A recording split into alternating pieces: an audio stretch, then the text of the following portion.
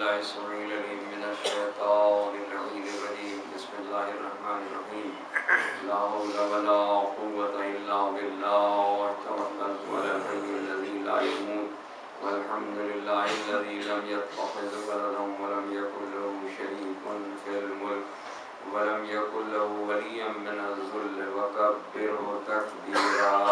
اللهم صل على محمد وآل محمد.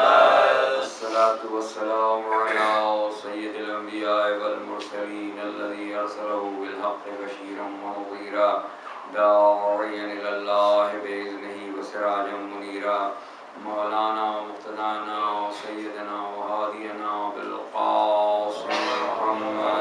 اللهم صل على محمد وآل محمد. وأهل بيته الطيبين الطاهرين المعصومين المظلومين الذين عذب الله عنهم الرجس وطهرهم تطهيرا. اللهم صل على محمد وآل محمد. أما بعد فقد قال الله سبحانه وتعالى في محكم كتابه المبين وهو أصدق القائلين أفمن يهدي إلى الحق أحق أن يتبع أمن لا يهدي إلا أن يهدى فما لكم كيف تحكمون. صلوات اللهم صل على محمد وعلى آل محمد. ارشاد رب العزت ہے کہ جو اللہ کی طرف سے ہدایت یافتہ ہو اس کی اتباع کا حق زیادہ ہے یا اس کی کہ جو دوسرے کی ہدایت پر اس وقت تک قادر نہ ہو کہ جب تک دوسرے اس کی ہدایت نہ کریں. قدرت یہ سوال کر رہی ہے کہ تمہیں کیا ہو گیا ہے, یہ تم کیسے فیصلے کرتے ہو. درود پڑھیں محمد محمد محمد. عزیزان محترم, اللہ نے ایک ذہن انسانی کو جھنجھوڑا ہے کہ تم اس معاملے میں جو تمہارے پاس بالکل واضح سے فرق سے اس بات کا اندازہ لگایا جا سکتا ہے کہ ایک طرف وہ ہے کہ جو دوسرے کی ہدایت پر اس وقت تک قادر نہیں کہ جب تک دوسرے اس کی ہدایت نہ کریں, اور ایک وہ ہے کہ جو اللہ کی طرف سے ہدایت یافتہ ہے.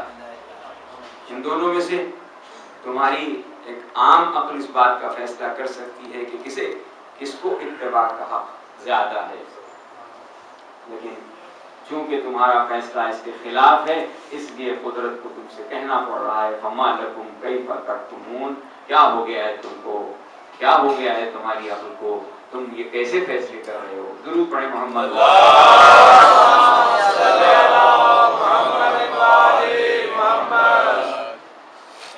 جو اللہ کی طرف سے ہدایت یافتہ ہیں ان کے بارے میں کسی تفصیل میں جانے کی ضرورت نہیں,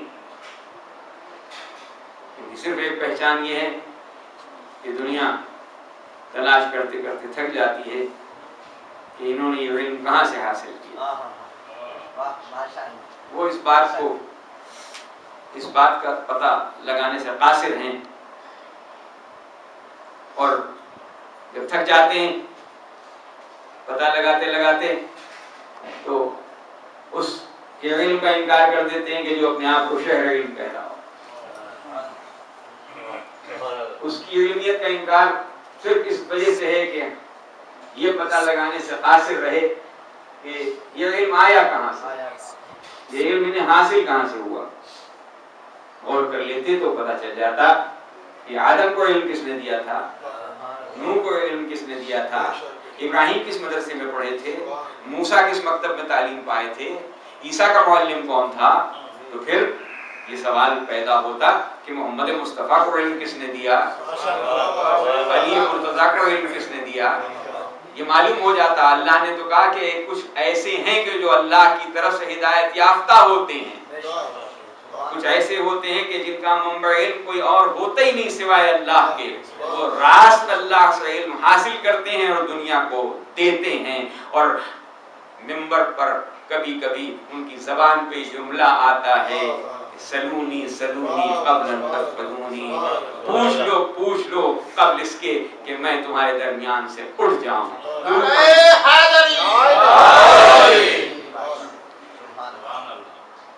عزیزان محترم، مولا کائنات کی شخصیت کچھ ایسی شخصیت ہے کہ جس کو ایک وصف سے نہیں دیکھا جا سکتا۔ وہاں اوصاف کا ایک اتنا بڑا گلدستہ ہے، ایسا مرقع ہے کہ کبھی کبھی تو ایسا معلوم ہوتا ہے کہ یہ اوصاف کئی شخصیتوں کے ہیں کہ جنہیں ملا کے ایک شخصیت بنا دیا۔ علم ہو، زہد ہو، ورع ہو، تقوی ہو، شجاعت ہو، صبر ہو، دیانت ہو، حلم ہو، کوئی وصف ایسا نہیں کہ جس کو الگ الگ دیکھا جائے اور ایک مکمل شخصیت نظر نہ آئے۔ اور جب ان سب کو ملا دیا جاتا ہے تو اس شخصیت کا نام ہوتا ہے علی بن ابی طالب۔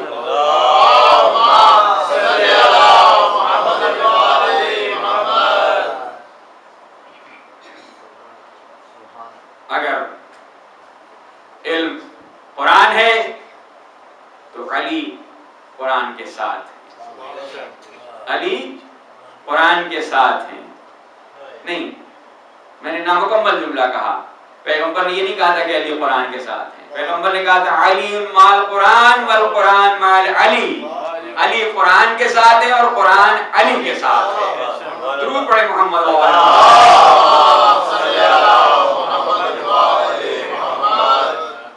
اب اگر صرف علی مال قرآن کہا ہوتا تو دنیا یہ سمجھتی کہ سب سے زیادہ قرآن پر عمل کرنے والے کا نام علی ہے۔ دنیا یہ سمجھتی کہ سب سے زیادہ جو عمل کرتا ہے قرآن پر اس کا نام علی ہے، لیکن پیغمبر نے کہا نہیں، علی مال قرآن، قرآن مال علی، اور قرآن بھی علی کے ساتھ ہے۔ کیا معنی ہوئے؟ کیا معنی ہوئے؟ علی قرآن پر عمل پیرا ہے اور قرآن اپنی آیتیں علی کے عمل سے مرتب کرتا ہے۔ درود پڑھیں محمد۔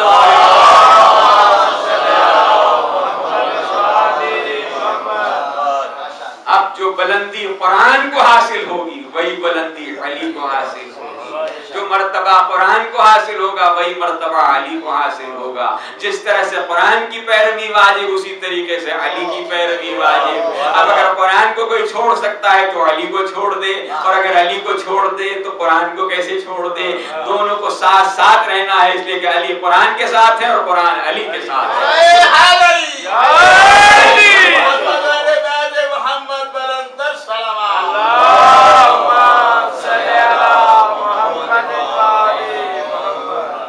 اور جب وہ قرآن کسی کو پڑھاتے ہیں اور وہ قرآن کسی کو سکھاتے ہیں تو وہ اتنا بلند ہو جاتا ہے اپنے مرتبے میں کہ وہ یہ اعلان کرتا ہے کہ میرے ناقے کی رسی بھی اگر گم ہو جائے تو میں قرآن سے تلاش کر لیتا ہوں۔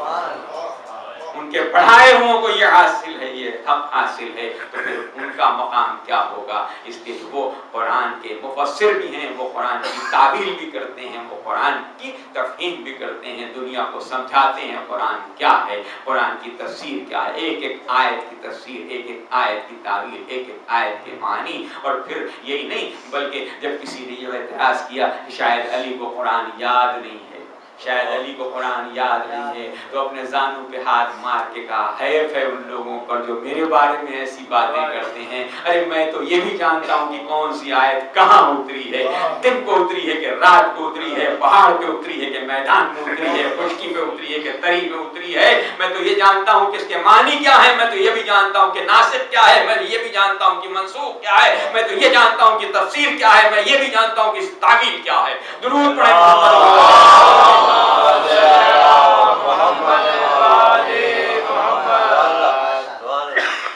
اور صرف یہی نہیں کہ بس علم الہیات تک مخصوص نہیں، دنیا کا کوئی شعبہ، دنیا کا کوئی باب علم ان کے سامنے کھولا گیا اور انہوں نے بڑھ کے اس طرح سے اس کی ابتدا کر دی کہ اب رہتی دنیا تک جتنی آبادیاں آتی جائیں گی اور علم سے فیضیاب ہوتی جائیں گی سب انہی کی مرہون منت نظر آئے۔ درود پڑھیں محمد۔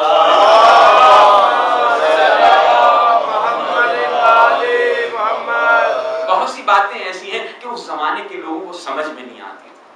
سمجھ میں نہیں آتی یہ مولا کیا کہہ رہے ہیں، مولا یہ کیا کہہ رہے ہیں۔ ایک جگہ کھانے پہ کسی شخص نے بلایا تو طریقہ ہوتا ہے کھانے سے پہلے ہاتھ دھلائے، جب ہاتھ دھلائے تو اس نے کپڑا پیش کیا کہ لیجیے ہاتھ صاف کر لیجیے۔ ارشاد فرمایا کہ جس چیز سے بچنے کے لیے ہاتھ دھویا تھا اس کو پھر تلا رہا ہے۔ ابھی سینکڑوں برس باقی ہیں کہ جب بیکٹیریا معلوم ہوگا کہ بیکٹیریا کیا چیز ہوتی ہے، لیکن علی بتا رہے ہیں جس سے بچنے کے لیے میں نے ہاتھ دھوئے تھے تو پھر اسے پیش کر رہا ہے۔ درود پڑھیں محمد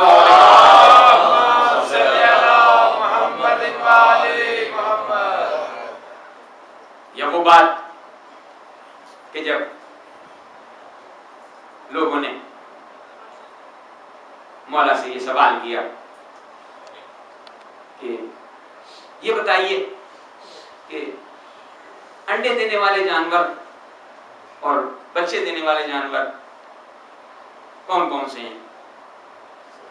اب میرا جیسا ہوتا کوئی تو انسائکلوپیڈیا تلاش کرتا اور اس میں تمام اسپیسیز کو دیکھتا اور ان کی فہرستیں مرتب کرتا۔ کئی دن لگ جاتے وہ فہرست مرتب کرتے کرتے، لیکن ایک جملے میں جواب دیا، جن کے کان باہر ہیں وہ بچے دیتے ہیں، جن جانوروں کے کان اندر ہیں وہ انڈے دیتے ہیں۔ سینکڑوں برس گزر گئے، ریسرچ اسکالرز نے ریسرچ شروع کی۔ فرانس کے ایک ریسرچ اسکالر نے ریسرچ کی، 1,00,000 اسپیسیز کو اس نے سامنے رکھا اور یہ نتیجہ نکالا کہ جو کان باہر رکھتے ہیں وہ بچے دیتے ہیں، جن کے کان اندر ہوتے ہیں وہ انڈے دیتے ہیں۔ اسے بتایا گیا یہ بات تو اس سے 1400 برس پہلے ایک شخصیت نے بیان کر دی تھی، تو اس نے فوراً اس کے جواب میں کہا یا تو وہ شخصیت وہ ہوگی کہ اس کے سامنے کائنات بنائی گئی ہوگی یا وہ کائنات کا خالق ہوگا۔ درود پڑھیں محمد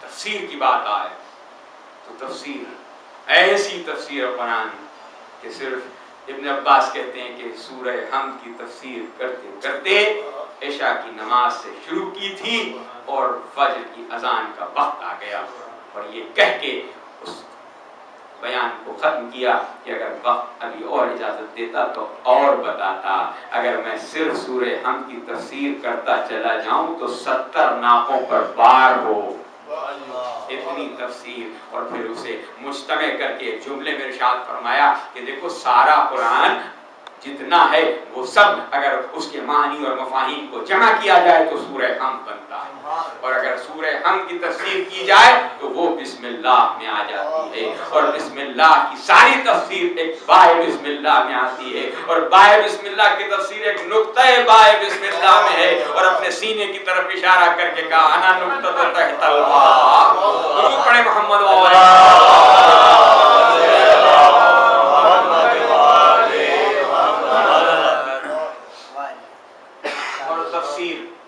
تفسیر کے بارے میں یہ واقعہ یاد رکھنے کے لائق ہے کہ جب پیغمبر کونین کا وصال ہو گیا تو خود کہتے ہیں میں نے قسم کے ذریعے سے اپنے اوپر یہ پابندی عائد کر لی کہ سوائے نماز کے وقت کے ابا دوش میں نہیں ڈالوں گا اس وقت تک جب تک کہ قرآن کو جمع نہ کر